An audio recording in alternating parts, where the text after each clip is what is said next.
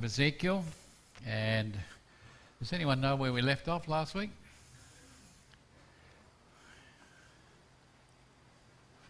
If you got your worksheets, you probably do. But we never finished chapter 38, which I'm going to do a little bit of now, just so that we complete this book, or this chapter at least anyway. So we're looking at verses 14 through 16. If we put them up, there it is. An intervening instrument in verses 14 through 16 of Ezekiel 38, which says, "Therefore prophesy, Son of Man, and say to Gog, this is what the Sovereign Lord says. On that day, when my people Israel are living securely, you will take notice. You'll come from your place, from the remote parts of the north, you and many peoples with you, all of them riding on horses, a great company and a vast army. You'll advance against my people Israel like a cloud covering the earth. In future days I'll bring you against my land, so the nations may acknowledge me when before their eyes I magnify myself through you, O Gog." Now, it's interesting. Who is it that is actually telling Gog what he's going to do?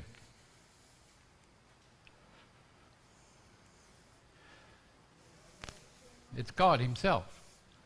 He's telling him what his future is. He's outlaying, and there's many people want to know what their future is. And God is saying to Gog, this is your future, this is what's going to happen. And what he's saying is that in this particular day, Israel will be living securely in the land, and you won't be able to control yourself. You'll be drawn to all those immense riches that we spoke of last week. And the opportunity that they give you, well, you're not going to let this opportunity go past. It's your opportunity to control. If you remember the three nations that we talked about, if you can control Israel, that you've got access to that. And it'll be like you set a bait to catch a prey, and God sets the bait, and Gog will not be able to help himself. Now, I have no doubt that God is a leader and astute politician, or Gog is a leader and astute politician on the world scene, is fully aware of Israel's situation and will assess all the risks and consequences to him by other nations if he does invade. Now, Gog will still want to make sure he's on solid ground. He'll want to take into account every possible scenario so that he's comfortable with all the possible outcomes by committing his forces to achieve this goal, which is to invade the land of Israel. Like other nations before him, all these nations who come against Israel have thought they've got everything figured out. They confidently go into battle with eager expectations, only to find that they miscalculated the God factor. And in Gog's case, it's going to be no different. In verse 14, God calls Israel my people, and the land they are in is his. He says it's my land, it's my people. So in effect, these invaders are coming against God, and they want what he is his alone to give. So it's God's land and it's God's people. Now, it makes it quite plain the invaders are from the remote parts of the north, which I've gone to great lengths to show that identifies Russia and its confederate nations. They will all be waiting for their leader's call to rise up for this occasion.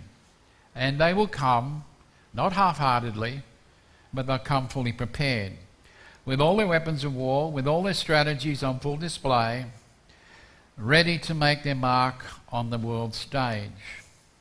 Yet so great will be their army, it says they will come on Israel like a great cloud that covers the whole earth. It's been estimated that he'll be able to raise through his confederates something like 60 million men, women, to all come against. Now, when you think about Israel, how big is it? What would 60 million people do? I mean, look at the size of Australia. I mean, how many people do we have in the Northern Territory? We're losing. But, you know, the whole of Australia, what have we got? 26 million at the most? And yet, here's an army of 60 million plus coming against the little, tiny nation to take it. Now, they're going to cover the land like a cloud. Now, remembering, it's God who's using Gog and his alliances to fulfill his wishes and plans for his people Israel. Now, thinking about it, is that fair?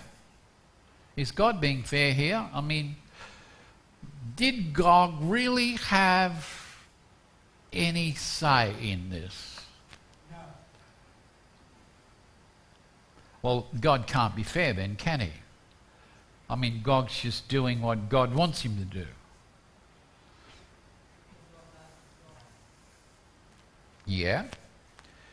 But doesn't God already take the natural desires and ambitions of what is being displayed by people and nations already?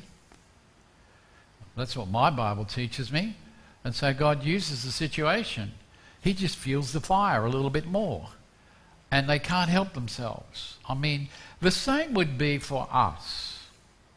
I mean, if I said to you, look, these are mine, and I had a table that was full, absolutely chock-a-block with gold ingots, and I said to you, they're mine, keep your eyes off it. What would your mind be thinking? Boy, that bloke's got a lot of gold. He certainly can't use all of that. Just think what we could do. Now, as your mind is thinking and it's drawing, your mind starts to work overtime to think of how you can get some of that. And so God just uses the bait with a natural desire that's within man to want these things. So God is fair. He's just using the natural tendencies of what Gog has. And he will make a spectacle of Gog. Now, God will only use and channel the hatred and desires that are already present and already at work in Gog and his alliances. Evil intentions don't originate with a holy God. They are simply used to achieve God's purpose and plan. Many times in the scripture we'll see how God used different nations as instruments of judgment against his people. But he took what was already there. Now the world will sit up and take notice of how Gog and his alliances are taken care of. They'll understand that this is a supernatural event that was orchestrated by God alone. Now the invader's impact, the invader's impact in verses 17 to 23 says this. This is what the sovereign Lord says. Are you the one of whom I spoke in former days while my servants, the prophets of Israel, who prophesied in those days that I would bring you against them? On that day, when Gog invades the land of Israel, declares the sovereign Lord, my rage will mount up in anger. In my zeal, in the fire of my fury, I declare that on that day there will be a great earthquake in the land of Israel. The fish of the sea, the birds of the sky, the wild beasts, all the things that creep on the ground, and all people who live on the face of the earth will shake at my presence. The mountains will top, the cliffs will fall, and every wall will fall to the ground. I will call for a sword to attack Gog on all my mountains, declares the sovereign Lord. Every man's sword will be against his brother. I will judge him with plague and bloodshed. I'll rain down on him, his troops, and the many people who are with him, a torrential downpour, hailstones, fire and brimstone. I'll exalt and magnify myself. I'll reveal myself before many nations. Then they'll know that I am the Lord. This, dear people, is a wake-up call for any Christian who studies prophecy. God, in his plan, has revealed his plan for the nations. He's revealed his plan for Israel and how these things will take place. Now, from history, all the nations of the world should have been aware that God will honour and protect his people. Sure, he's brought judgment on them because of their sin, and he'll use other nations to be those instruments of his judgment. Now, this doesn't make Israel better or superior to the nation that is judged. And it doesn't make the nation that's brought his judgment better or superior because they're instruments. God, through his prophets, have declared this would happen to the enemies of Israel and the judgment that would befall them. You just have to look at Jeremiah, Daniel, Ezekiel, Micah, Joel, Habakkuk, Zephaniah, Zechariah. Read them all, because it deals with the judgment. The Bible has much to say on God's plan for the nations and for the nation of Israel. Now, just when Gog believes that things are in order, when he thinks he's carefully considered all his options, he moves forward with confidence. And as he does, God's anger is growing by the moment. He's growing because of the audacity of Gog will overstep the mark. And so, just when you think you've got everything planned, God brings in a nasty little surprise that he has in store for this nation, these nations that are invading. Now, let me ask you, where is this battle to take place?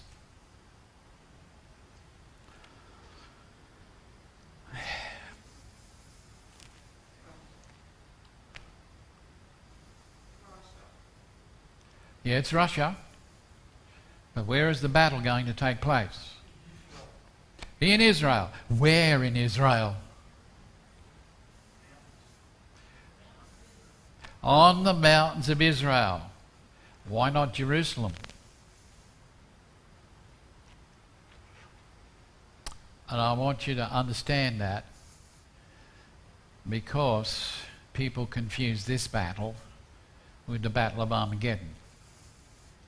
The Battle of Armageddon, all the nations of the world come against Jerusalem. Here, it's Russia and its allied nations come on the mountains of Israel. And that is where it will be.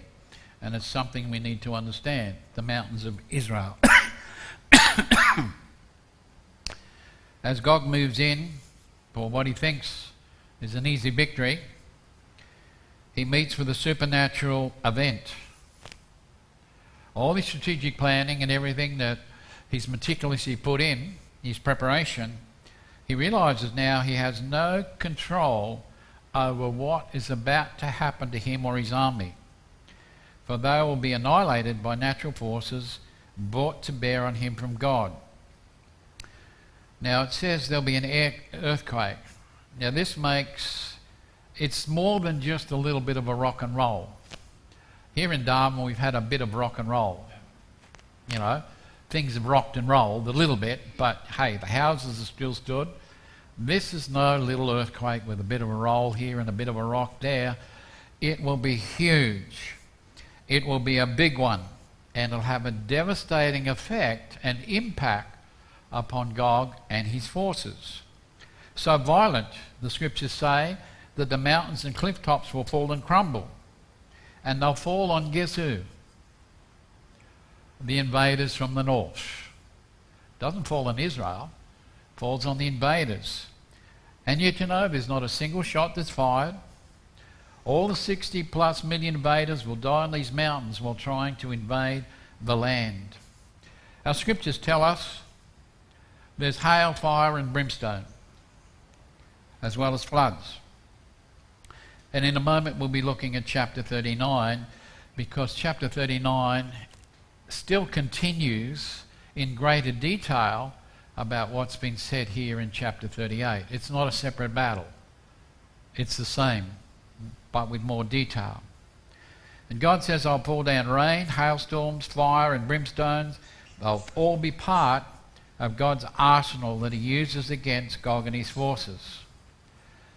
It's terrifying to think that the devastation and loss of life will be unimaginable. But God says this is exactly what will happen. Just think about what will happen if you've got 60 million bodies or corpses laying around the place. How on earth do you get rid of 60 million corpses? Eh?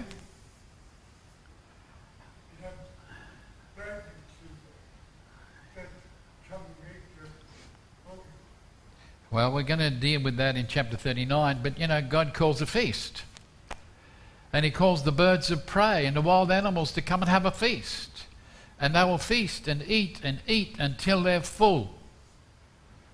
Now, I know it's not part of your menu, it's not your appetite, but just think, this is what happens to the hordes who come against Israel. God intervenes in using the natural disasters, and you've got all these bodies. Some will be buried, some of them will be there, but he calls for the birds and animals of prey to come. These invaders make no impact on Israel, except to leave their dead bodies as a reminder of their quest. There's no proper burials, no proper funeral services. Now, this would be a case of disgrace or a shame, causing them to be ashamed that they wouldn't be buried properly, because many feel that it's an honour to be buried and taken care of. Well, here, you're in a place that's not home, and you'll just be left there to rot. Now, I hope once we move into chapter 39, and I've finished chapter 39, I will deal with the differences between this battle and the one that's spoken of in Revelation, and also for those who have inquired about Psalm 83. I haven't forgotten. We're going to dissect it and have a look at it and see. I'm not going to tell you the answer. I'm going to let you make up your mind. I'm just going to present you with what the scripture says, and you can make up your mind. And tonight, that moves us to chapter 39, which we probably won't get very far. I've just simply called this Gog's Got to Go. Play on words. Gog's got to go. You can remember that, can't you? Gog's got to go. And this chapter is just providing us more information about this battle. It's not a brand new battle, as many commentators say. It's the same battle. It's the same battle. Now, the first thing we see is the personal approach in verses 1 to 10.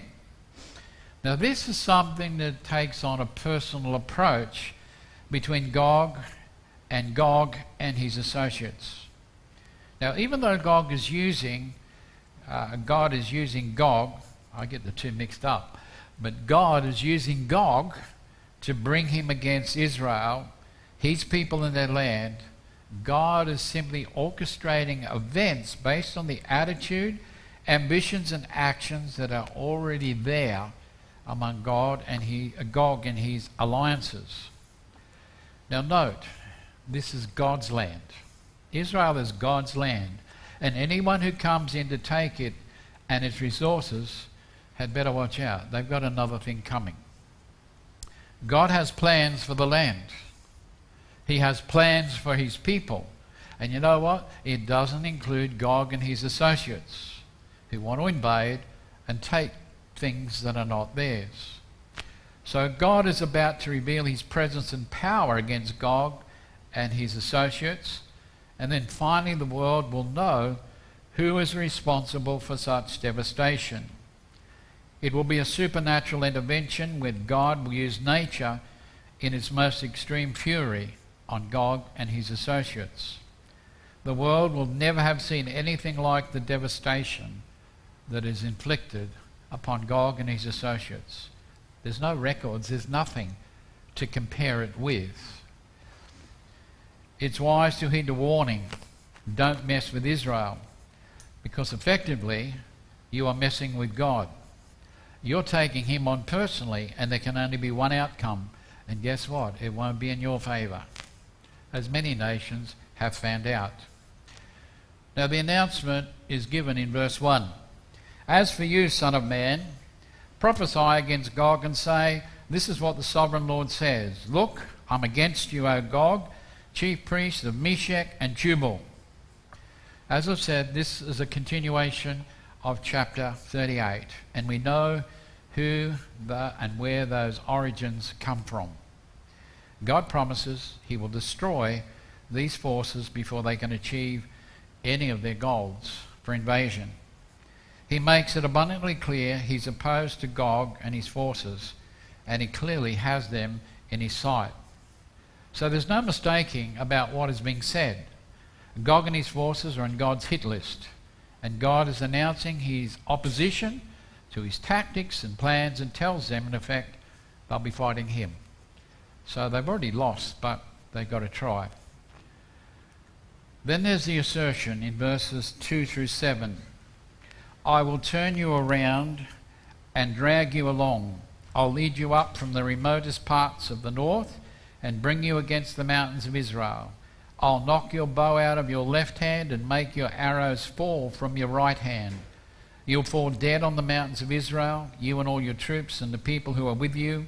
I'll give you as food to every kind of bird and every wild beast.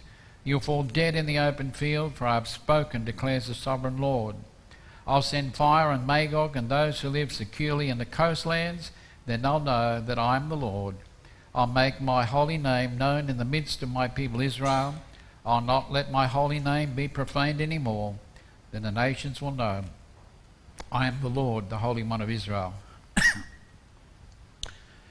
The Bible makes it very plain who's responsible for the defeat of Gog and his allies. These events that take place are all orchestrated by God alone. There's no other man. There's no other intervention. It's God and God alone that does it. In verses 19 and 20 of 38, it's God who causes a great earthquake. In verse 21, we're told the Russian troops will revolt against each other. They'll fight one another because of the events happening to them in the confusion that surrounds them. They turn on each other. That's where brother takes up sword against brother. Maybe it's thought that some of the smaller allies and ethnic groups are content to take some of the smaller sections of the land, and as a result this will cause division and result in a civil war between Gog's armies and his allies.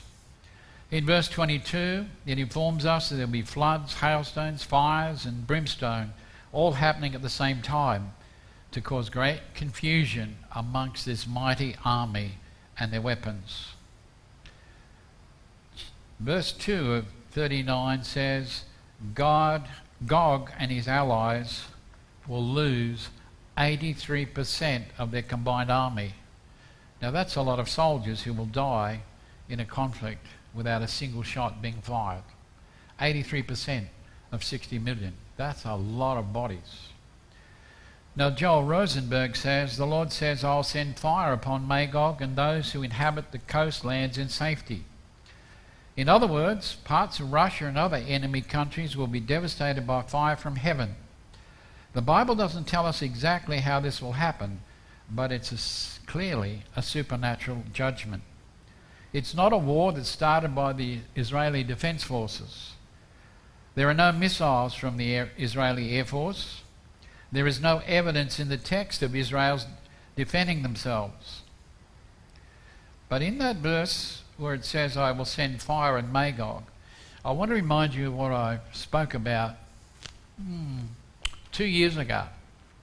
Now, if you can remember 2 years ago what I said, you're doing pretty well. When I did Joel.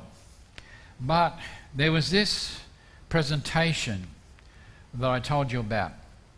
There's an Australian, a former professor of Monash University in Melbourne called Lance Endersby.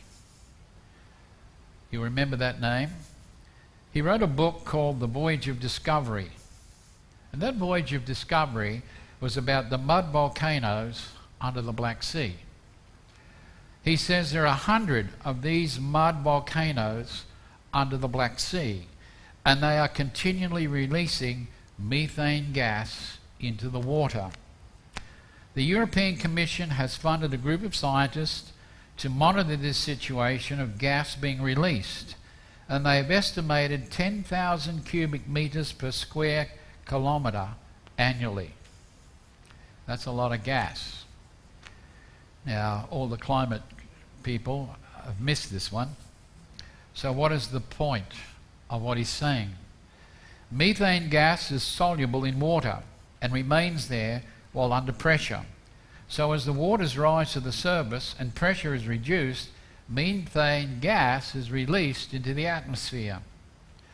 There are approximately 1,000 methane seepages in the floor of the Black Sea, and occasionally there are huge outbursts of gas as they reach the surface of the Black Sea, that they are accompanied by fire flashes and explosions. During thunderstorms, lightning may cause the sea to ignite and burn. The Black Sea is 2,200 metres deep, and the water below 650 metres has become saturated with methane gas. I'm painting a picture for you. It is toxic to fish, so they can't live in it, and the deeper water that is saturated totals well over 300,000 cubic kilometres. If there is any volcanic action, or get this, a sizable earthquake that disturbs this saturated water to bring it up to the surface, then vast amounts of methane gas would be released, up to 7 times the volume of water. A great cloud of methane would then float across the shores of the Black Sea in whatever direction the wind was blowing. Methane gas is lighter than air, but butane and propane gas, which are the byproducts of natural gas, are heavier than air. Two things cause the toxic saturated water to rise to the surface: an increase in temperature caused by a possible earthquake or volcano. Now we need to remember these are active volcanoes in a zone along the north coast of Turkey. Now, can you get the picture of how the coastlines could all suddenly erupt in fire? Just things that we don't naturally read. Other scientists have done the research for us to give us a possible and a plausible explanation of how God could use this just simply by an earthquake. Imagine the terror and the devastation of methane gas igniting along a coastline, and there's nothing you can do. But it shows us. Now, it means that this would happen to Russia and its alliances being burned with fire, and only 1/6 of the army escaping by Siberia east of the Ural Mountains. Russia and their allies would be wiped out and cease to be a major force in world affairs. However, we're left with a gruesome problem. What do you do with the corpses? Because wherever you look, every nook and every cranny, you've got a dead body. And there's not enough people to remove them. Now, whatever way you want to look at it, God steps in to defend Israel himself, bringing fire and brimstone on the enemy forces and destroying them. It's pretty harsh judgment by God, and one could ask, what is the purpose in God doing all of this? Well, to many nations in our modern world today, the God of the Bible doesn't exist. To many people, God doesn't exist. They have no idea about the God of the Bible. Or, if he does exist, he's treated as a joke. His name is profaned among many nations and people throughout the world. And we can see that in our media today. God's name is profaned, and it's more of a joke. Now, after this event, those same nations that profane the name of God will sit up and take notice. And they'll not be marvelling at climate change. They'll not be marvelling at Mother Nature, but they will marvel at the God of heaven as he makes his presence known and felt among the nations of the earth. Next week we'll have to continue because it's reached my time. But what we've got here basically is this battle is continuing, and we're going to get the details as we go through of chapter 39. So hang in there with us and hope